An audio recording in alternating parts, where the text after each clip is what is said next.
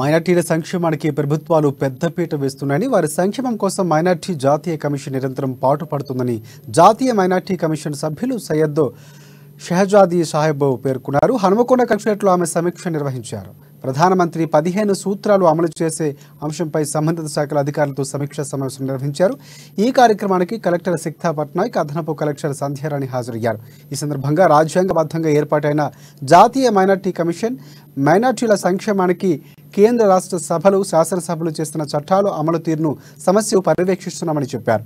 ఇక కమిషన్కు civil court అధికారులు ఉన్నాయని, మైనార్టీలు ఎదుర్కొంటున్న సమస్యలు, హక్కులు నిర్ణయించేందుకే విస్మరించే వారిపై కూడా కమిషన్ చట్టపరమైనటువంటి చర్యలు తీసుకోబోతుందంటూ షహజాబీ సాహెబా కోరారు.